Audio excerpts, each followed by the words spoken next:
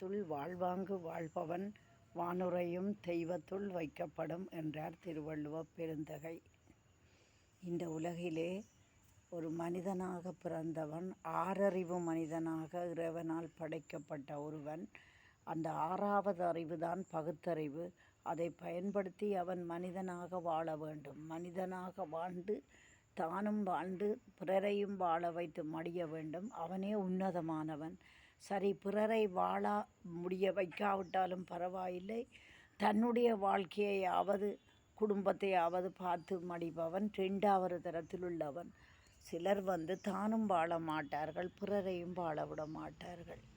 மனித மனத்துக்குள்ளே ஆட்டி படைக்கும் அசுர குணங்கள் பல இருக்கின்றன. பொறாமை, வஞ்சனை, கோபம், பகை, இப்படி எத்தனையோ விதமான பேராசை, இப்படியான அந்த இழிகுணங்கள் மனிதனை மனிதனாக வாழ விடாமல் வெறும் மாக்களாக, மிருகமாக மாற்றுகிறது.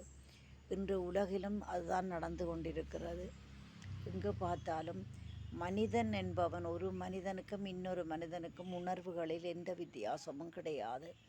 தோலின் நிறம் வேறுபடலாம், தலைமுடி, கண், உடல் அமைப்புகள் வேறுபடலாம், பேசுகின்ற மொழி வேறுபடலாம், வணங்குகின்ற தெய்வம் வேறுபடலாம், வாழுகின்ற நாடு, பிராந்தியம், காலநிலை வேறுபடலாம். ஆனால் அந்த மனித உணர்வுகள் ஒரே மாதிரியானவை தான்.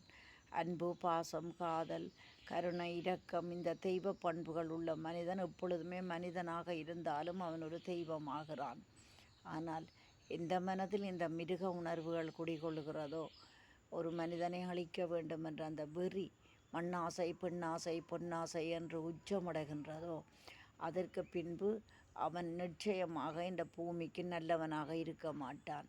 அவன் அழிக்க பிறந்தவனாகிறான். தன்னையும் அழிக்கின்றான், பிறரையும் அழிக்கின்றான். பிறருடைய வாழ்வு கண்டு அவன் பொறுப்பதும் இல்லை. உலகில் தான் மட்டுமே வாழ வேண்டும் என்ற ஒரு மனிதன் நினைப்பானாக இருந்தால் அது எவ்வளவு முட்டாள்தனம். இந்த பூமி ஒரு தனி மனிதனுக்காக படைக்கப்படவில்லை. இந்த பூமியில் இருக்கின்ற அனைத்து உயிர்களும் மனிதர் மட்டுமல்ல, 5 அறிவு, 4 அறிவு, 3 அறிவு, ஈரறிவு, ஓரறிவு என்று பல தரத்திலும் இருக்கின்ற இந்த தாவரங்களும் விலங்குகளும் எல்லாமே உயிருள்ளவைதான். இவை அனைத்துக்கும் இந்த பூமி தாயின் மடியில்தான் வாழ இடம் இருக்கிறது, வாழுவதற்கான உரிமையும் இருக்கிறது. அதை ஏனோ மனிதன் புரிந்து கொள்வதில்லை. பூமி முழுவதும் தனக்கே சொந்தம் என்று நினைக்கின்றான்.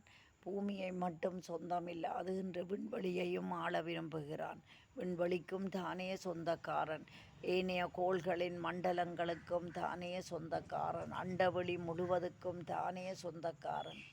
இது எங்கே போய் முடியும்? கடைசியில் எல்லாவற்றையும் மீறிய ஒரு சக்தி மேலே இருக்கிறது. மனிதனுக்குள் எத்தனை விஞ்ஞான அறிவு, தொழில்நுட்ப அறிவு, என்ன அறிவு தான் போய் வளர்ந்து வந்தாலும் இந்த மனிதனை மீறிய ஒரு சக்தி இந்த பூமியில் இருக்கிறது என்பதை இந்த மனிதன் புரிந்து கொள்வதில்லை. எப்பொழுது புரிந்து கொள்ளப் போகிறான்? மரணப்படுக்கையிலா? நிலையாத வாழ்க்கையை நிலை என்று நம்பி தேடாத சொத்துக்களையும் செல்வத்தையும் குவி குவி என்று குவித்து எல்லாம் ஒரு நாளைக்கு எண்டோ ஒரு நாளைக்கு அத்தனையையும் கைவிட்டு தான் இந்த பூமியை விட்டு போக வேண்டும். அதைத்தான் பட்டினத்தடிகள் சொன்னார், காதற்ற ஊசியும் வாராது காணூன் கடவுளிக்கே என்று.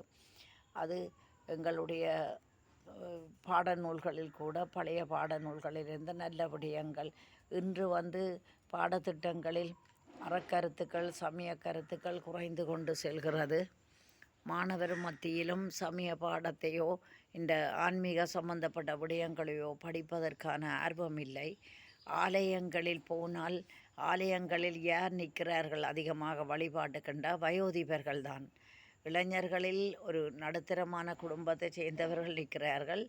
மற்றது அநேகமாக இன்று இளம் பிள்ளைகள் ஆலயங்களில் காணுவது குறைவு.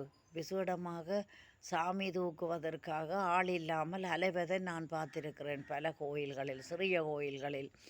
இப்போ உண்மையில் ஒரு கிராமத்தில் எத்தனையோ வாலிபர்கள் இருப்பார்கள், ஆனால் சாமி தூக்கும் நேரத்தில் வாலிபர்கள் இல்லை. வயோதிபர்கள், நோயாளிகள், மிகவும் இயலாதவர்கள் சாமியை கஷ்டப்பட்டு தூக்குவதை நான் பார்த்திருக்கிறேன். எனவே ஆன்மீகம் தழைக்க வேண்டும், இந்த போர் முழக்கம் ஓய வேண்டும், இந்த உலகத்திலே அமைதி வேண்டும், இந்த அப்பாவி உயிர்கள் காப்பாற்றப்பட வேண்டும். எல்லாம் இறைவனுடைய கைகளில்தான்.